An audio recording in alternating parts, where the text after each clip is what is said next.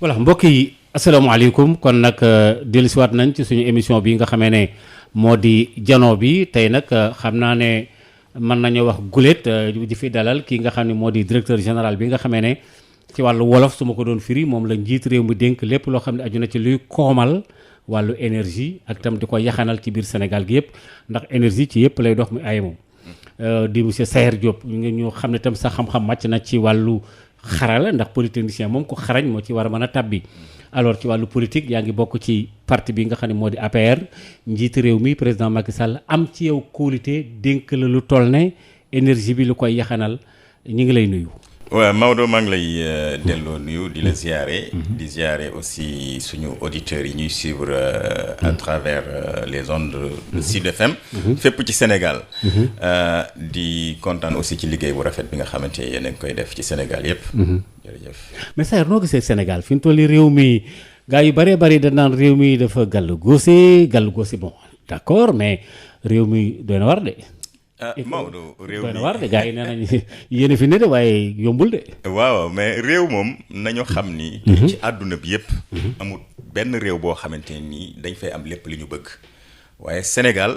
mën nañoo jàpp ni en tout cas ñi ngi sant yàlla bu baax ndaxte stabilité am na fi jàmm am na fi. te loolu bu amee ci réew rek daanaka la ca des yëpp plus la.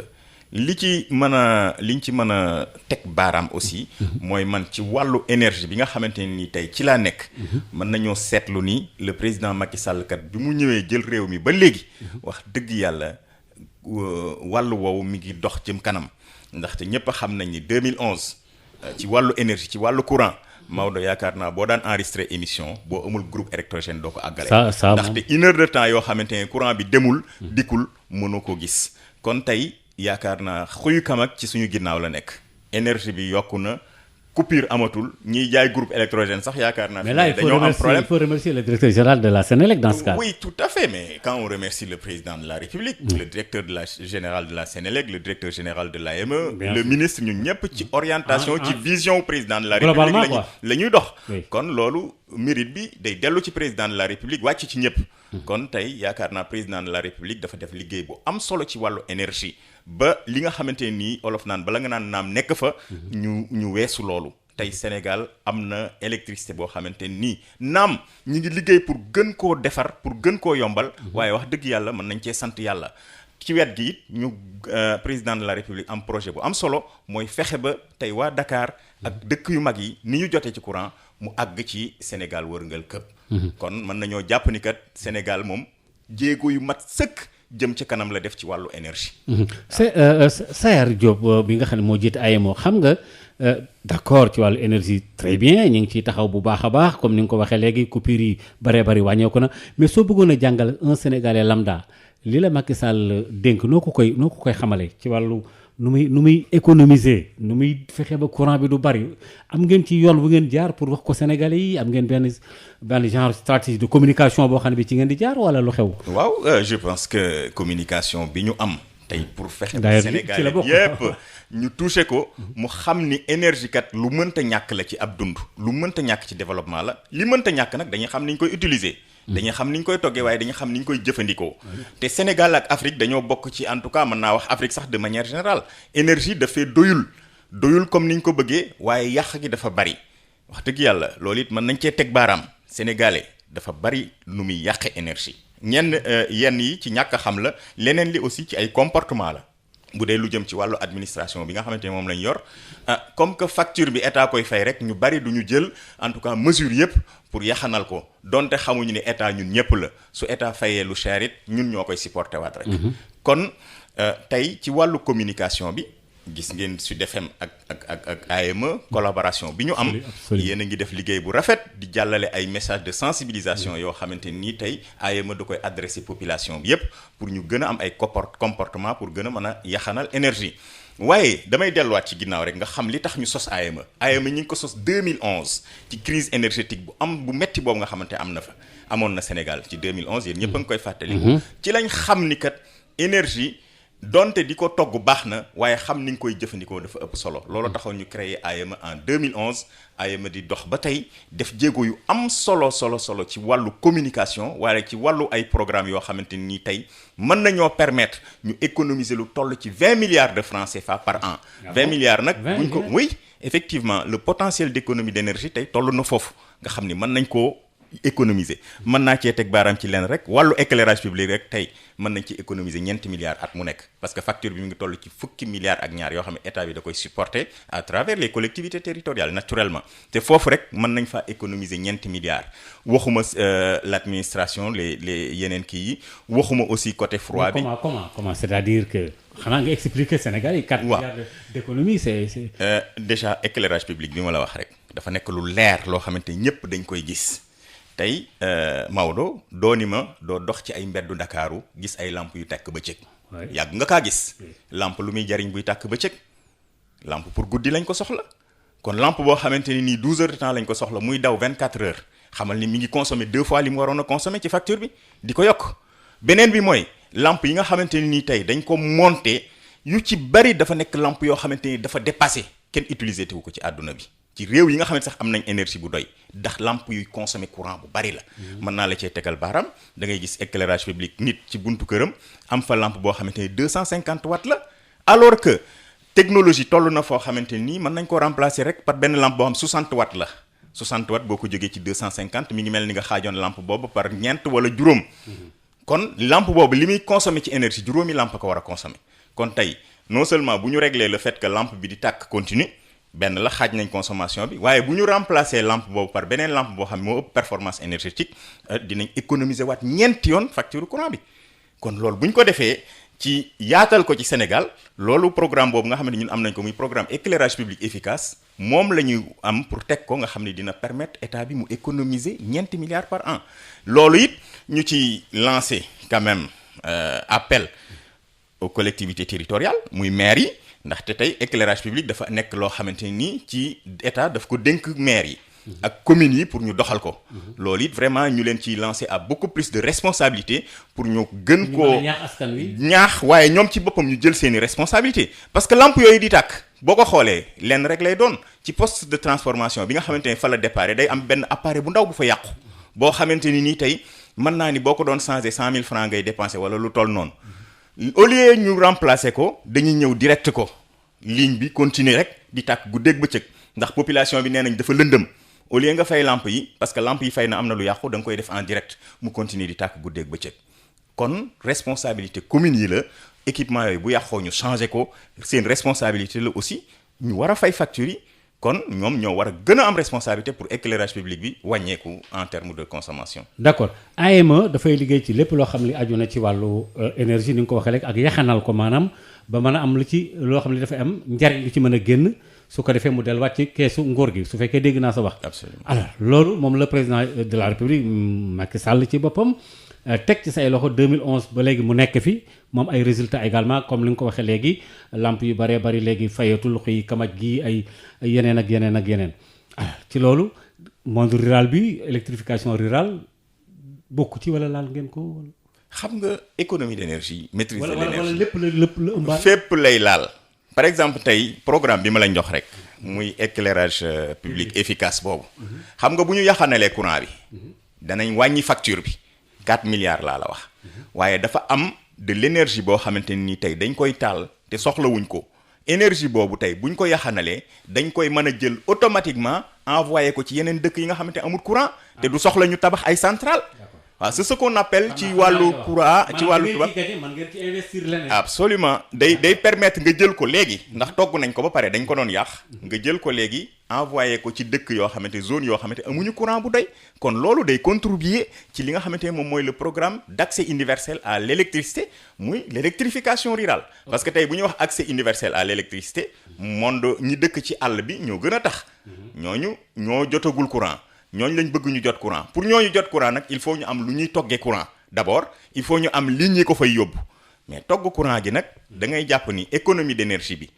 non seulement économie d'argent la waaye énergie bi ñuy économiser togg nañ ko ba pare dañ koy daal di jël rek au lieu ñu koy yàq fii ñu yóbbul ko ñooñu ñoom ñu ko daal di ko jëfandikoo. ñu jëfandikoo ko. waaw kon ci résultat yi la bokk bu fekkee. ci résultat yi lay bokk résultat yu leer nañ. loolu la ñuy tuddee centrale imaginaire. wala centrale virtuelle. boo xamante ni du nekk centrale booy tabax. booy gis waaye bu réel la boo xamante ni dafa am capacité de production bu muy créer nga mën koo yóbbu léegi ci dëkk yi. d'accord mbokk yi ma fàttali ne ba léegi ñu ngi ci jano bi ak Sayer Diop mi nga xam ne moo jiite AME nga xam ne day yëngu ci lépp loo xam ne aju na ci wàllu économie bi jëm ci wàllu énergie ak lu koy koomal alors ni ma lay dégg nii ngay wax moom il faut ma cokkaas la parce que xam naa ne moom politique moom ni may dégg ni nga may tontoo nii xam naa ne mel na miin nga ëttu politique. waaw politique de dañoo jàpp ni képp koo xamante ni nii da ngaa am yéene fexe lu jëmale sa dëkk kanam. war ngaa dugg ci politique. man dama jàpp ni politique masse critique bi li ñuy tuddee masse critique bi mooy dañoo war a dem ba ñi nga xamante ni nii danoo am xam-xam danoo yéene seen dëkk dañoo bëgg a liggéeyal seen dëkk ñu ëpp ci politique bi. loolu moom mën a changer véritablement politique bi def ko politique de développement bi nga xamante ne moom bëgg man loolu moo ma dugal ci politique. kon yàgg naa ci am na luñ ci xam dañ koy jéem a def rek comme ni politique ni tax ñu créer moowu politique baatu politique. comme yaa ngi fekk baax njaareem te njaareem xam nga ni benn dëkk la bu doy waar boo xam ne bii même ci wàllu aada ak cosaan jiite fa doy na waar mais am lu fa xew pour lu tax nga rocceeku kon yow pourtant mën nga jéem a samp seen dënd rek def ni gars yi def parce que Macky Sall kat moo ne ñenn ñi maa leen kii ñenn ñi maa bàyyi mu jàll am na ñu jéem dem. Maodo bala may dugg ci loolu damay wax rek li nga xamante ni tey moo ma boole ak le président de la république ginnaaw bu ma ko santee gërëm ko ci confiance bi mu am pour dénk ma agence bi nga xamante ni moom mooy yor lépp luy maîtrise ak économie d'énergie ñu ànd ci politique nag ànd boo xamante ne nii ànd bu rafet la ma jàpp ni ànd boobu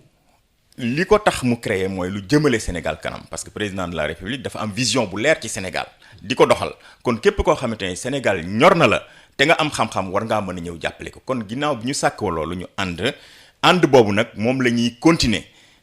te ànd boobu pour liggéeyal Sénégal dafa yamul ci commune de Diourbel effectivement man am naa ay ambition pour diriger commune de Diourbel mais dama ko doxal xam nga fekk fa baax weesuul élection locale 2014 yi ñu génn man dama sampoon sama ndënd à Diourbel ginnaaw bi nga xamante ni coalition ba ma nekkoon jubboowuñu ma dem ci samay dooley bopp jël 3e ñaari coalition yu mag yi rek ñoo ma jiite te 16 listes moo amoon donc ma demoon ci samay doole bopp ànd ak président de la république nag bi ñu jógee ci loolu 2014 élection référendum ma jàppale ko mu gagné Diourbel parce que dafa ñàkkoon Diourbel en 2014 loolu aussi il faut le reconnaître 2017 élection législative ànd ak président ba jox ko majorité au niveau de Diourbel en tout cas pour l'Assemblée nationale 2019 ñu jàppale waat ko ba mu gagné waat Diourbel kon mën nañ ni yàlla def na ba ñu dalee ànd ak président de la république ba léegi day gagné Diourbel waxuma Sénégal mais Diourbel daf koy gagné kon ànd boobu ak li ñu mën a bokk liggéey dafa yemul ci Diourbel donte que ñun Diourbel liggéey nañ fa liggéey boo xamante am nañ fi bilan boo xamante ne nii mën nañoo jàpp ni kenn ëpp ñu bilan en tant que Sayer lu ñu defal population bi lu ñu liggéeyal population bi waaye comme que dañoo tënku ànd ak le président de la république nekk ci parti nekk ci coalition décision bu président de la république jël moom mi nga xamante ne tey moom mooy entraîneur bi moom mooy coacher équipe bi mais dañ ciy ànd pour jàppale ko ci parce que aussi véritablement bu ñuy politique à Diourbel dañoo jàpp ni développement Diourbel moo tax te aussi da ngay mën a reconnaître ni le président de la République a fait beaucoup de choses pour Diourbel man dama koy wax boo jaaree axe Diourbel jëm Touba autoroute Ila Touba rek dafa jar véritablement nit ñi jàppale le président de la République parce que ñun dañ am problème pour jóge Dakar dem Diourbel ku wax Touba wax Diourbel Diourbel mooy région bi Touba kay donte mooy dëkku Serigne Touba mais Diourbel moom mooy région bi Diourbel ngay jaar egg Touba donc tey bretelle bi nga xamante ne moom mooy bretelu Diourbel bi à 5 minutes boo génnee àgg nga biir Diourbel mais dafa yemut ci lool tey lépp loo xamante ne ab maire waroon na ko faa def président de la République à travers projet yi mu am moom moo ko def Diourbel muy Promoville boo fa demee tali gëj naa am Diourbel tali yu bees wax dëgg yàlla ba président de la République ñëwee ba léegi dëkk bi yépp dafa bari ay tali lampe yi éclairage public ñëpp gis nañ ko programme éclairage public solaire bi mu def Diourbel leer na nañ mi ngi defar marché bi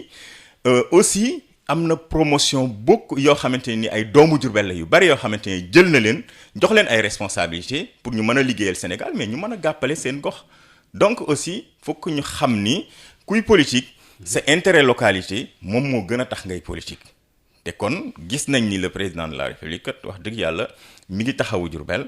ñi ngi jàppale Diourbel te ñun Diourbel dem kanam Sénégal jëm kanam dong lañ bëgg kon loolu dañ ciy continuer tout en gardant aussi nos ambitions parce que affaire bi yamul fii mais jàppal ni daal élection locale bi amoon nañ yéene nekk candidat wu commune Diourbel. finalement nga rangé wu ci li Macky Sall dogal. absolument comme que waaw topp ci. pas topp ci ginnaaw Dame Diop. man toppuma ci ginnaaw Dame Diop dama topp ci ndigalu président de la République Macky Sall. loolu aussi je veux que mu leer nañ. ah bon nga xam ne yow li Macky Sall wax rek nga ànd. absolument jàppale wu ma Dame Diop jàppale wu ma Massamba jàppale wu ma Mademba président de la République lay jàppale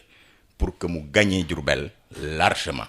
voilà loolu aussi dama bëgg mu leer. mais loolu est-ce que du paradoxe. ah déedéet du paradoxe. boo jàppale Macky Sall kay yaa ngi jàppale ñam fa teg. déedéet jàppale wu ñoo fa teg parce que ñam fa teg dama jàpp ni tey bu président de la République jiitaloon Sayer aussi dañuy topp ci ginnaaw Sayer. kon équipe la équipe bii nag ki nga xamante ni tey moom moo ñu boole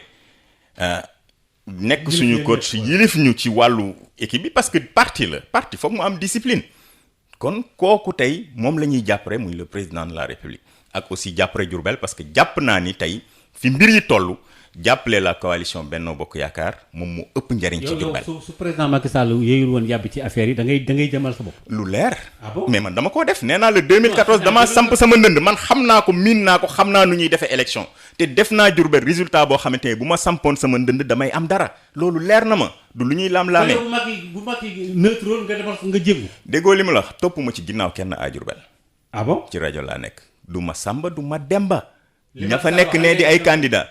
dama ànd ak ñoom ndaxte le président de la République dafa am yéene nekk suñu leader am vision sélectionner benn équipe ñu ànd pour liggéey kon président de la République lay jàppale. sinon beneen candidat nekkoo ci gannaaw. déedéet nekkuma ci benn candidat te yaakaaruma sax mu mës a nekk nag. non je veux dire. parce que nag wax dëgg yàlla dama xajul ci seen ginnaaw ñoom ci seen bopp déedéet. xajuma ci seen ginnaaw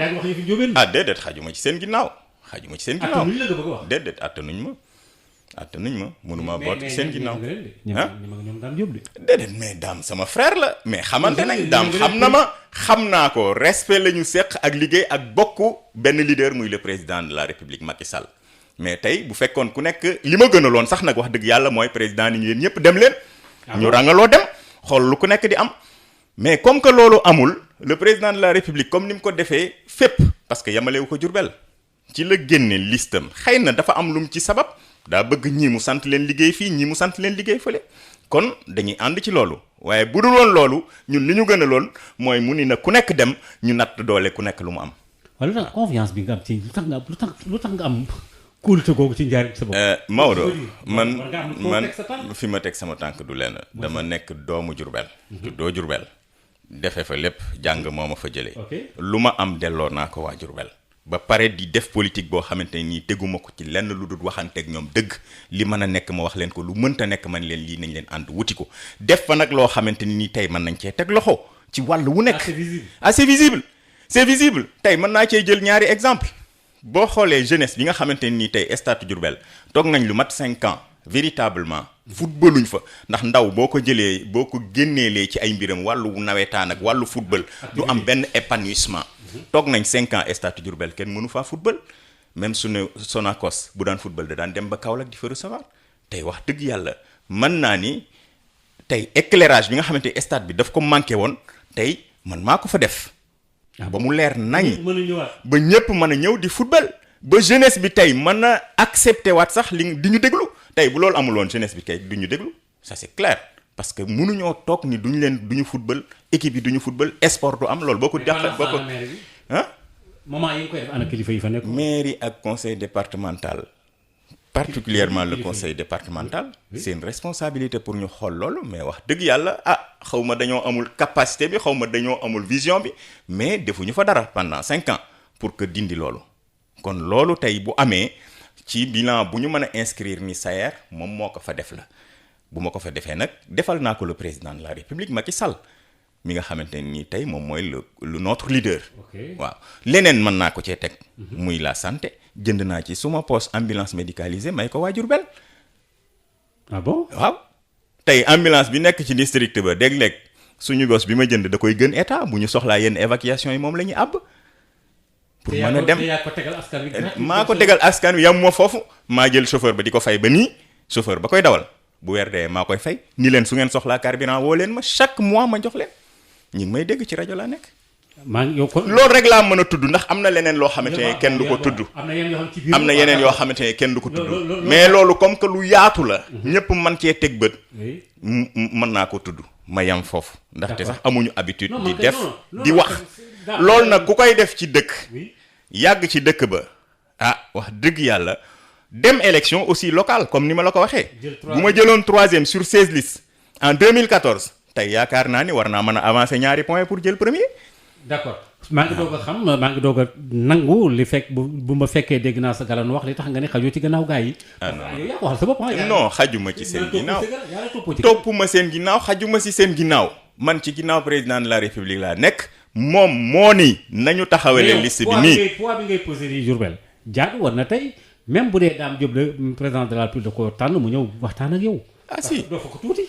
def na ko ku ko ëpp ma xama sax nag wax dëgg yàlla ci wetu président def na ko wax dëgg yàlla ñëw na ci turu kilifa gi ñu waxtaan pour ànd liggéey mais man fekk na sax loolu ma wax ko à la presse que ni lépp lu président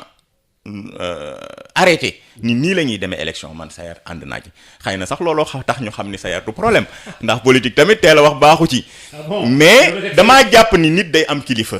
suñu àndee ak le président de la république mu am confiance ci ñun dénk ñu ay responsabilités quand même parce que ñun li ñu intéressé rek moom mooy liggéeyal Sénégal Diourbel ci biir Sénégal la nekk kon tey bu amee nu mu tënk jàpp ni lii mooy li nga xamante ne moom moo gën ci Diourbel moom moo gën ci Sénégal xëy na aussi après am na leneen lu mu ci xalaat kon dañuy tënku ci loolu waaw loolu daal moo waral tey ñu accepter dugg ci liste bi mais jàpp ni ci ndigalu président de la république ak ci jàppale gu ñuy def ci président de la république rek moom moo ñu ci ñor amul leneen. lay comprendre yow maanaam loo def rek yàlla gannaaw yàlla jëmi Macky Sall la tax. leer na nañ amul leneen bu duloon Macky Sall kenn du ma jiite Diourbel. da ngay dem kon. damay man pare naa xam naa ko miin naa ko xëy na ñoom ñeneen ñi jiitu nii tey ñoom miinut lool waaye man miin naa demal sama man kese man cundum miin naa ko te am naa les capacités pour le faire ñoom xam nañ ko. d'accord kon nag waa Diourbel dégg ngeen li seen doom wax Sayer nee na ñeme na malheureusement bon heureusement ou malheureusement en tout cas Macky Sall wax na moo tax mu arrêté sinon tey yow yaa wax léegi ne sax li la gënaloon sax ñu bàyyi la nga mbëkkal. mais loolu moo gën a logique. mais di leen xamal ni nag tey laa gën a porter projet politique bi ma am pour Diourbel tey laa gën a pare aussi pour briguer les suffrages des Diourbellois affaire bi yamul fii li tàmbali kese la. d'accord ndax xam ne yeneen a ngi ñëw. yeneen a ngi ñëw lu noo gisee génn bi bon pas génn mais woote bi nga xam ne njiit réew mi woote na ko fan yi ñu génn. fële ca centre Abdou Diouf d'ailleurs ci affaire pétrole bi la doon wax sax ak partage beeg yu demee noonu 700 milliards nga xam ne fi mu toll nii par an loolu du lu ndaw de mais nag Macky Sall am na lu mu ci teg nee na jëmul ci salaire yi c'est des investissements et tout pourquoi muy préciser ci kanamu ñëpp naan jëmul ci salaire yi loolu kay mën na ko def rek en fonction di ni pétrole bi di ñëwee ak mi kii est-ce que c'est pas un détail mu dugg ci détail oui en fait man bala may dugg ci loolu damay commencer rek di saluer position bi président de la république am ci li nga xamante ne dafa xew ci jamono ji. mooy pétrole bi. waaw muy pétrole de manière générale mais ci jamono ji yëpp xam nga ci fan yee ñu génn dafa amoon benn ndaje bu mag bu am bu ñuy tuddee COP 26. nga xam ni réew yi dañ fay daje. rawatina réew yi am doole yi. di ci waxtaan. ñoom ñu waxtaan tënk ni kat dañoo gis ni àdduna bi pollution bi dafa bari maanaam pétrole bi day agressé jaww ji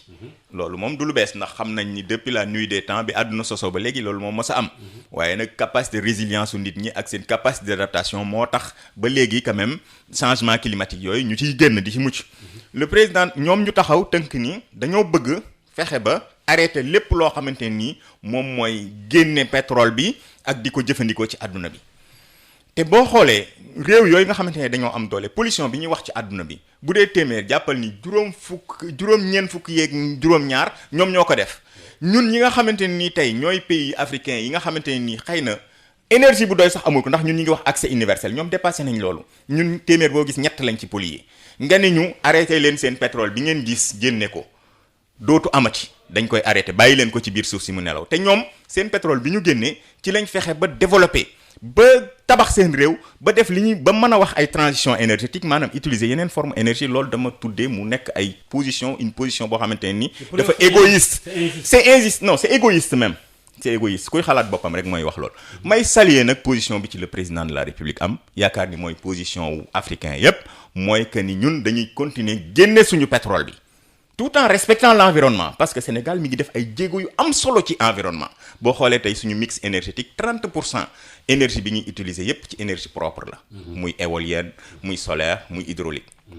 kon position bu courageux boo xamante ni nii président de la République jël na ko pour continuer exploiter suñu ressources yi Sénégalais yépp dañ ko war a rafetlu Sénégalais yépp dañ ko cee war a jàppale. donc loolu mooy li nga xamante ni moom moo am solo leneen li nga xamante ne nii aussi war nañ ko cee wax mooy depuis que. en tout cas réserve pétrolière yi ñu am ko depuis 2014 ñu gis ni dañuy am nañ pétrole à travers en tout cas le champ pétrolier de Sangomar ex-SNE nga xamante ne gis nañ ni Sénégal am na fa pétrole boo xamante ne nii tey mën na koo exploiter te réserve yi ñu mën a tirer toll ci 630 millions de barils ci wàllu pétrole mais aussi ñu gis ni Sénégal am na gaz ci diggante réewu Sénégal ak réewu Mauritanie muy gisement de gaz bu am solo boo xamante ni nii tey mën nañ koo méngale ci 560 milliards de mètres cubes de gaz yoo xamante ni mën nañ ko exploiter depuis boobu ñu gis ko président bien avant président mi ngi ciy liggéey di ci taxawal ay jéego yu am solo ndaxte dañoo xam ni pétrole feeñ na fu nekk ci àdduna bi fenn fi daf fee feeñ nekk fa njariñ feneen fi mu feeñ fa nekk fa musiba ñun nag ñu jàpp ni pétrole opportunité la boo xamante ne tey bu feeñee ci biir Sénégal war nañ koo mën a utiliser pour que mu nekk njariñ ba ñu féete mu jaar ci jàmm du malédiction du bénédiction c'est une opportunité c'est une opportunité à saisir opportunité nag boo ko bëggee saisir da nga xam ni nga koy saisir mooy taxawal kuréel yoo xamante ne nii tey dina permettre ñépp bokk ci looloo waral ndaje mi nga xamante ne nii président de la République def na ko keroog ginnaaw bi ñu waxee li nga xamante ni lu bari def na ko muy adhésion à l'ITIE initiative pour la transparence des industries extractives nga xam ni foofa lépp la ñuy leeral Sénégalais yépp dañuy xam mbiru pétrole bi fuñ ci toll lan lañ gis lan lañ fay contrat yi dañ koy publier mu leer nañ kon Sénégal bu duggee foofu amatul lu muy nëbb ci biir le président de la République aussi créé li nga xamante ni moom la ñu tuddee COS-Petrogaz nga xamante ni dafa nekk kuréel goo xamante ni moom mooy joxe orientation yi ci wàllu ni ñuy jëfandikoo li jóge ci pétrole bi et cetera mu tijji ko boole ci société civile bi boole ci opposition bi ba keroog ci ndaje mi nga xamante ne yaa ngi koy wax muy ndaje mi nekk Diamniadio le président de la République yokk na ci kuréelu ndaw ñi yokk ci kuréelu femmes ñi jigéen ñi ni leen dugg leen mais yokk ci aussi suñu chef religieux yi kon couche yépp dugal nañ leen ci kuréel googu pour ñu koy waxtaane parce que nañ ko def boo gis ci nañ ko waxtaane lay jóge mais li ëpp solo ci li nga xamante ne man dama ko rafetlu bu baax a baax mooy que pétrole boobu kat ak gaz bi li ñu ciy jëlee nekkut loo xamante ni dañ koy jël di ci yokk ay salaire ndax buñ ko yokkee ay salaire ñii fayeeku salaire danoo bariwut par rapport ak ñi nga xamante ni nii tey ñoom ñooy population bi quelques fonctionnaires lay doon comme man ak keneen buñ doon fayeeku 1 ñu jox leen 3 mais ñooñu rek ñoo ciy jëfandikoo kon le président de la République vision mooy que li ñuy am comme recette nga xam ni day génn ci pétrole bi wax nga ko environ 700 milliards par an mu nekk ay investissement mooy tali booy tabax autoroute mooy hôpital yooyu tabax ndax hôpital boo ko tabaxee ñëpp a ciy dem faju tali ñëpp a ciy daw et cetera tey bu ñu jëlee le cas de Dubaï kuy dem Dubaï di fa seeti loo fay seeti amul taw xaalis doo fa jëlee dara ay taax nga fay gis ay tabax nga fay gis développement nga fay gis kon tey le président de la République dafa jàpp ni li jóge ci pétrole bi foofu lañ ko war a dugal en partie am na sax ñu ko poser question di wax les générations futures. Oui, même lui-même il a dit. C'est important parce que boo nee génération future dañ ni li génn ci pétrole bi 90% yi dañ koy investir 10% yi dañ koy denc pour les générations futures mais jàpp naa ni lépp génération future yi la jëmee parce que bu dee ay tali lañ ciy tabax ay autoroute lañ ciy tabax ay hôpital lañ ciy tabax mais génération future bi ñoom ñooy ñëw ëllëg fekk Sénégal mel ni Dubaï kon ñoom ñoo ciy bénéficier ba pare fekk ñu kàppi tegal leen fa lu mat 10%. kon il faut aussi ñu xam ko parce que question boobu dafa soulevé wu dafa am ñoo xamante ne dañu ni non dafa ndaw li ñu 10% yi dafa ndaw mais li ñuy tabaxi dëkk bi pour les générations futures la tey am na projet yoo xamante ne nii bu ñu ko commencé Sénégal tey ñun dañoo war a nangu ni du pour ñun kuy tabax réew da nga koy tabax pour génération future mais boo bëggee nag naa ko defar tey naa ko sotti tey ma jariñoo ko tey du baax vision ngay am kon li ñuy tabax tey du pour ñun du pour man ak yow Maodo ndaxte c'est dans 100 ans et cetera donc c'est pour les générations futures bu ñu amul sens lool 100 ans du ñu fi fekk waaye yàlla nag mën na lu nekk yàlla moom mën na lu nekk voilà voilà alors d'accord nañ ci yow. ndax yàlla moo yore fan yi ak gudd fan ak yu demee. absolument yàlla defal. alors mais Sayer bi jiite AME léegi 10% yooyu bon d'accord tuuti na tuutul et cetera mais booy dugal dara kay tabax yi di màgg yëpp di màgg mais Sénégalais lambda bi aussi à part infrastructure yi war na cee gis boppam également. mais xam nga déedéet yokk seen globalité. yokku la damaa tuddee infrastructure damaa tuddee hôpital parce que hôpital boo ko tabaxee sénégalais bi mëntoon a faju. mais gouvernement bi feree xaalis mën na yokk salaire yi. mais salaire déglul ma wax la benn exemple boo xamante ni day yokk salaire u ñëpp. tey ci wàllu énergie bi nga xamante ni man ci laa gën a nekk. dañoo am programme boo xamante ni moom mooy le programme projet gaz to power maanaam gaz bi nga xamante ni dañ koy génn ñu fexe ba togg ci électricité bi ñu ciy togg. dina jàppale état du Sénégal parce que facture bi ñu daan jëndee ay produits di ko toggee day wàññeeku loolu day développer Sénégal mais tey njëg gi nga xamante ni moom la ñuy toggee électricité boobu day wàññeeku ba tey mën nañoo jàpp ni buñ ca àggee Maodo Faye boo daan fay fukk ci sa facture courant mën ngaa fay juróom mais yooyu yokkute la ci yow da nga koy daal di sentir directement parce que Sénégalais yëpp ay fay électricité kon loolu bu amee dañ koy yokk mais tey bu ñu développer secteuru agriculture bi. ba béykat bi nga daan xam ni da daan am problème pour def mbéyam ñu jàppale ko ba mu am ci ay jumtukaay am lépp ñu développer secteur bi mais moom daf ciy gis boppam kon affaire bi nañ jàpp ni ne serait-ce que rek li ma la wax ni la facture électricité bi dañoo jàpp ni buñ ca àggee électricité bi dina wàññeeku ba mën a xaaj mais loolu jàppal ni ku nekk am na loo jël def ko ci gafakaam donc boo ko xoolee ci secteur yépp rek day daal di loo xamante nii indirectement augmentation de salaire lay doon mais bu boobaa dafay gën a normal ndax bu boobaa ku nekk ci laal ku nekk ci jot ndax ku nekk am nga facture. kiy fayeeku ci salaire ci état bi keneen ki yëpp dañuy fay ki nekk ci informel bi day fayeeku facture mais ki nekk ci informel mënoo yokk salaire am kon boo yokkalee ñiy liggéey kese bàyyi ñeneen loolu pour man c'est injuste li gën daal mooy fexe ba pouvoir d'achat bi gën a yomb ñëpp am capacité jënd ñëpp am capacité utiliser loolu bu ko defee nga laal population bi yëpp. d'accord Sayer élection yi nga xam ne ci la ñu nekk noo gisee li nga xam ne kenn d'accord ci amul benn Sénégalais boo xam ne bëgg nga violence et tout ça njiit réew mi sax bi muy daje ak waa CUDIS moom nee na dañuy signer charte boobule pour que violence bañ a am en grosso modo élection yi ñu jëm. gars yi dafa am ñu ragal naan boo deful ndànk lii boo defee nii naana ban lecture politique nga ci am ci local yi. alors moi je boobu quoi particulièrement man damay wax ni. politiciens yëpp. APR ak. opposition ñëpp boo leen dajale woon. mënuñoo taal Sénégal danoo moomul Sénégal ba koy taal. c'est clair. loolu moom nay leer. kon Sénégal dafa am loo xamante ni moom moo ko téye. kon ku yaakaar ni mën nga taal Sénégal sa bopp ngay nax duñ ko nangu ku bëgg a taal Sénégal rek jàppal ni xanaa da nga fee amuli mbokk kon non violence dafa nekk loo xamante ni nii ku nekk da nga ko war a accepter parce que tey Sénégal fi mu toll ci démocratie dañuy ñaan yàlla mu jëm kanam. man li ma ci assuré en tout cas ci position wu président de la République mooy nee na du def lenn loo xamante c'est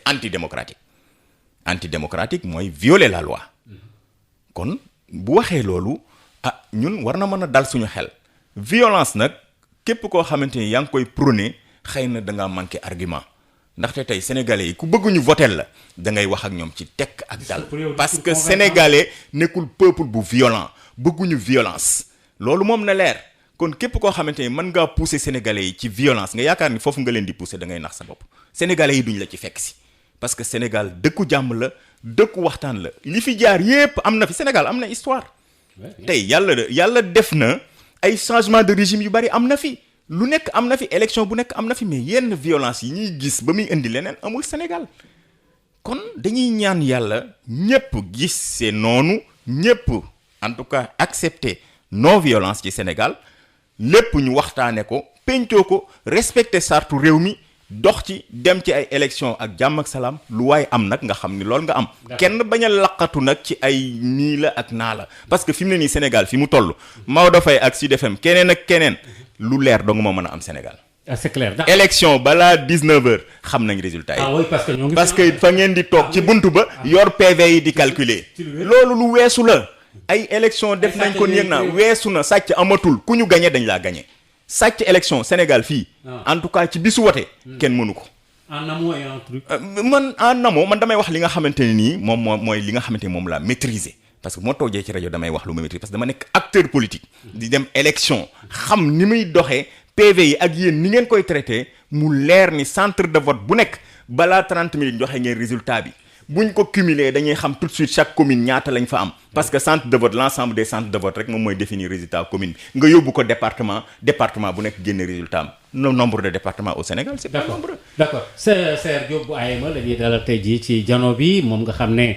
acteur politique la wax na ko léegi mais dama dégg li ma laaj ci yow tuuti quoi ñu ne Saer ponkalum bañkat la moom bu gisul lu mu xam lay jël ay bagaasam dem parce que 2013 yaa ngi woon réew mi bon je sais pas xëy na peut-être sax léegi réew mi ngi ci biir groupe bi léegi lépp jaxasoo na nekk benn mais dañu gars yi dañ ne ma Saer moom kaay ma xamal leen de Saer bu gisul lu mu xam day dem moom lu tax nga nekk fippukat boobu lu tax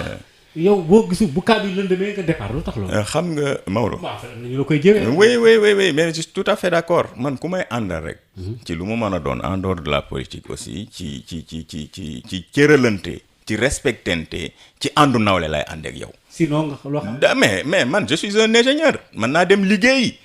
dama ko def parce que liggéey naa ci privé liggéey ci pétrole liggéey ci énergie lu toll ci fukki at ak juróom laata may nekk fii ma nekk. kon loolu mën na continuer au contraire dañoo accepter ñëw dugg ci mbir mi parce que Sénégal moo ñu defal lépp man je suis un produit 100% de l'école sénégalaise école polytechnique gee ma jàngee Sénégal la koy fay kon tey suñu xam-xam ak suñu expertise dañ ko war a delloo réew mi mooy li ma la wax au début nee naa la dañoo war a ëpp ci système bi ñun ñi nga xamante ne nii tey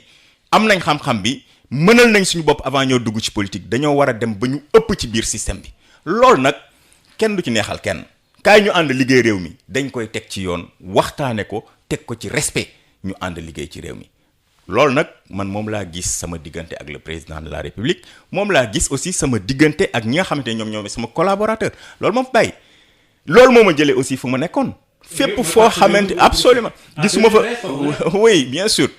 sûr foofu laa nekkoon mais en tout cas li ma gis ci président de la république ouverture bi mu am ak ni nga xamante nii xëy na bon gars yi liste yi wala yu demee nga mer rek départ. déedéet xam nga lu taxoon ma gënoon a créer sama coalition sax ndax manoon naa ko def nii en 2021 bi ñu nekk nii 2022 élections yi ñëw mais booba dama gis ni tout sauf moo fa amoon maanaam. budul man keneen du fa nekk. alors que man politique ma pour lool man damay xool. lan mooy njariñu askan bi lan mooy njariñu gox-goxaat bi lan mooy njariñu population yi ci lii ñu jëm ci élection yi ñu jëm tey Benno Bokk Yaakaar dama jàpp ni tey ànd ak moom jox ko commune Diourbel moo ëpp njariñ pour population bi looloo tax ma accepté mais gis nga bu fekkoon loolu amul fële laay toog ni du ma ci d'accord déedéet parce que nag sama engagement politique avant tout c'est pour servir ma localité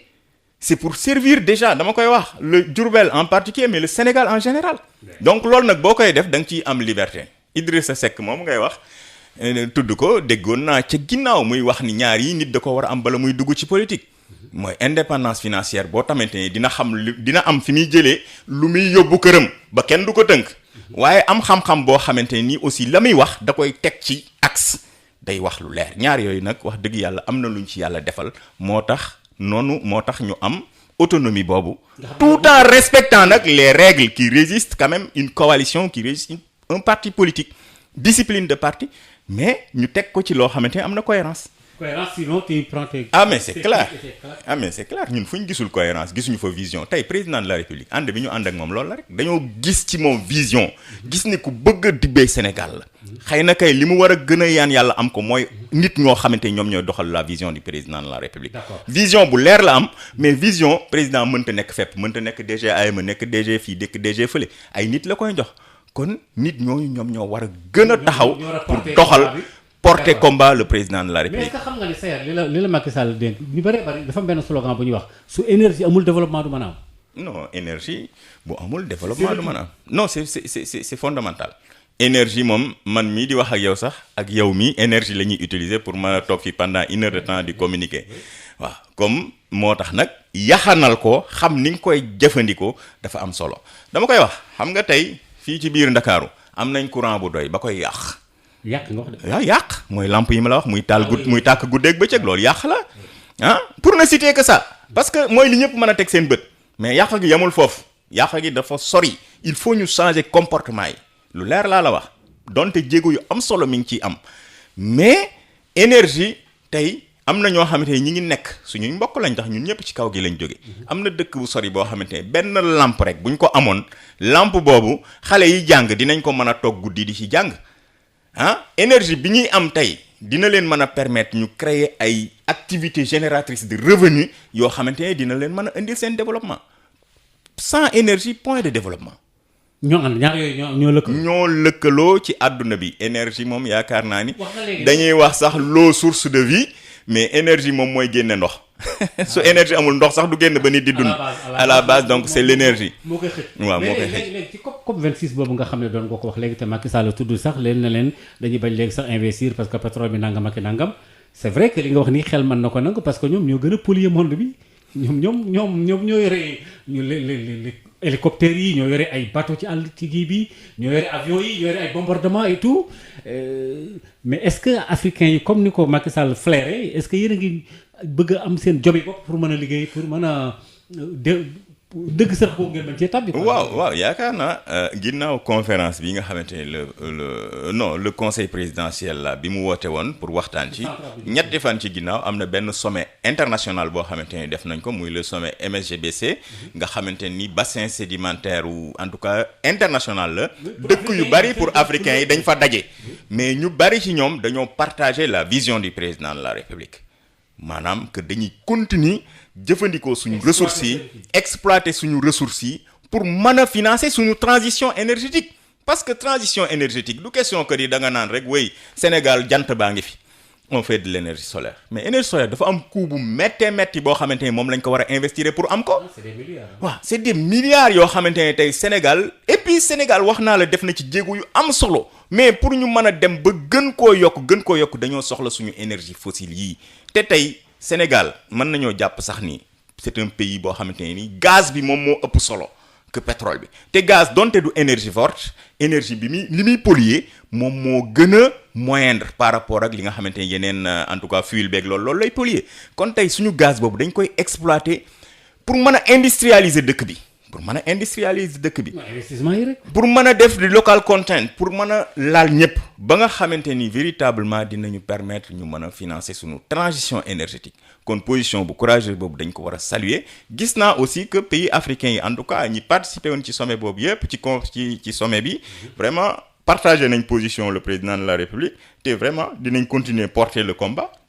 sans équivoque pour que suñu ressources yooyu nga xamante ni ñoom bañ ko amee ci lañ jëfandiku pour mën a industrialiser seen dëkk pour mën a tabax seen dëkk ñun aussi ñu continuer exploiter suñu ressources yooyu. Saër Diop AME kooku tudd da nga tudd énergie c'est normal pour lu koy yaxanal njiit réew mi dénk la ko nga nekk ingénieur polytechnicien koo xam ni que yow daanaka sax sa xam-xam dafay xaw a nekk comme genre technocrate yooyu parce que ay techniciens ngeen comme ni nga ko waxee léegi. léegi dafa am loo xam ne lii yitteel na Sénégalais yu bari gis-gis yi nag bokkulu ci. xam naa sax daanaka tuuti minute moo ñu dese mais en tant que acteur politique nekk ci société bi nekk doomu njaareem jàpp sénégalais comme tout un chacun dëkk ci réew mi dafa am ñoo xam ne dañ bëgg ne ñu criminaliser l'homosexualité moi je sais pas pourquoi mais en tout cas ñoom gis nañ ne occidentaux yi li ñu bëgg a dugal ci réew mi su problème genre et cetera am na ñu jël affaire boobu porté ko teg ko ci ay loxo député yi xaw ma kañ lañ koy voté mais teg nañ ko ci table ji ban lecture nga ci am en tant que sénégalais d'abord de prime abord. oui en tant que sénégalais. bon am na député yu ne la loi est là duñ ko fi mas a légaliser pourquoi ngeen di yënguwaat fii affaire bi jaxasoo. moi je pense que di ko contre bu baax a baax ndaxte loolu. l'homosexualité ñun rafetlu wuñ ko. waaye di ci dalal suñu xel. ndaxte dañoo nekk ci réew moo xamante ni comme ni ma ko wax dafa am ay chartes. le président de la République. génn na ci joxe ci position bu leer nañ mais sénégalais aussi il faut ñu xam lu leen doy yaakaar naa position wu état du Sénégal mooy que légaliser wuñ ko jëmuñu ci loo xamante ne day jéem a. y a une différence entre légaliser et criminaliser est-ce que amul benn nuance bu nekk foofu wala benn différence ñoom lañ ne bu ñu ko légaliser woon même dañu bëgg ñu crime def ko. oui xam nga loolu nag c'est des termes yoo xamante ne ni c'est juridique xëy na gars yi man ingénieur là je suis pas un spécialiste en droit lu nekk du ma ci xuus ni lii laa xam mais li ma ci gis daal comme ni ma la. nee na tant que mi ngi fi duñ ko fi légaliser. mais loolu war na ñoo doy war nañoo doy te ñu jàpp ni aussi loolu it wax dëgg yàlla ay pratique la yoo xamante ni ba muy am ci àdduna bi yàgg na lool. Histoire wax na ko yàgg na fi kon moo fi jiitu président de la république kon position mooy tant que mi ngi nekk ci dëkk bi kenn du ko légaliser loolu lu ñuy rafetlu la bari ki Dembo Ndiaye man dégg naa la ministre des affaires étrangères jël ci position muy position wu état bi. kon ñun aussi bu ñu nekkee ci état lu ñu mën mooy rafetlu position bi nga xamante ne état bi jël nañ ko mu nekk position bu ñuy conforter position boo xamante ne ànd na ak suñuy réalité état parce que comme ni ma la wax Sénégal aussi dafa am loo xamante ne boo ko fi bëggee def sa bopp ngay sonal parce que sénégalais dafa am ay réalité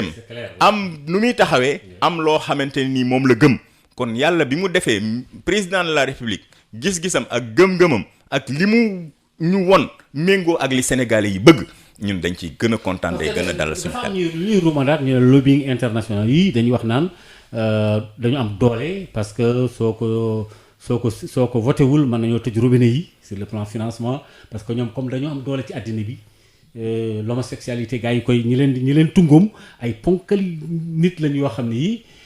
bu leen neexee bu Sénégal wanee gannaaw loolu ñu tëj robinet yi bon am na ñuy wax loolu néew ma moo am na ñuy wax loolu. ci wàllu financement yeeg def ñu ci ligne rouge beeg yu demee noonu. est-ce que yooyu wala. déedéet li ñu war a dalal sa xel man jàppuma loolu. parce que li ma jàpp mooy gëmuma loolu. li ma gëm mooy. Sénégal mi ngi def ay jéego yu am solo ñi ngi développé nànk-nànk. ñi ngi dox nànk-nànk jëm ci kanam te mosuñoo légaliser kon loolu mosuñoo accepter loolu kon nañu dox continuer ci li ñu nekk. encore une fois ci jéego yi ñu war a dox. comme légaliser ko on continue notre chemin. mais ñun on continue notre chemin duñu leen faale. mais le président de la république jël na position wax na ni lii moom tant que mi ngi fi duñ ko légaliser. mais ñun gars yi xooluñu leen sax suñu développement la ñuy xool nu ñu exploiter suñu ressources naturelles yi. nuñ koy defee ba mu indi jàmm ci réew mi ba mu indi développement ci réew mi parce que nag man damaa gëm ni sax réew mu nekk la koy développer ci biir réew mu lay jóge ñi nekk ci biti. est-ce que ñoom dañoo am intérêt pour développer ñun Sénégal bu ñu bëggee développer ñun ñoo war a liggéey pour développer Sénégal. loolu Chine développé na Chine ci diir bu gàtt. Dubaï gii ñuy wax boo xoolee ay at ci ginnaaw Sénégal a ko rawoon. kon dañoo war a gëm ni war nañoo mën a développer sans pour autant ñeneen ñi nekkuñu fi di développer ñu. loolu moom na leer kuy développer yaay développer sa bopp. ça c'est clair. ku jël sa développement wékk ko ci ñeneen naan ñoo ma mën a développer ñoo ma mën a téye sa développement moom hypothèque nga ko bu yàgg doo mos a développer. kon wéeru tant que ñi ngi xalaat ni ñun ñeneen ñi ñoo ñu war a développer ñoo ñu war a njox ñoom lañ war a topp déedéet du ñu dem donte. collaboration mënta ñàkk ci àdduna bi fi mu toll diplomatie mënu cee ñàkk waxtaan mënu cee ñàkk. waaye nag nañ gëm ni lii développé Sénégal ci sénégalais yi lay jóge ci comportement yi lay jóge ci nangoo liggéey yi lay jóge ñu wàññi wax ci parce que sénégalais moom day wax rek lu mu xam ak lu mu xamul su ba ngoon mën na toog di ci wax di influencer ñeneen ñi di yàq xelu ñeneen ñi rawatina lu mel ni pétrole bi président de la République wax na ko nee na 90% ñiy wax ci pétrole bi xamuñu dara ci pétrole bi dañ koy def pour jéem a lëndëmal askan yi pour créer ay tensions loolu moo dangereux kon nañu waxtaan gëm ni. yàlla dëkk bu nekk la koy développé def na ko ci biir dëkk bi kon Sénégal li ñu war a développé nañ jàpp ni yàlla def na ko fi bu yàgg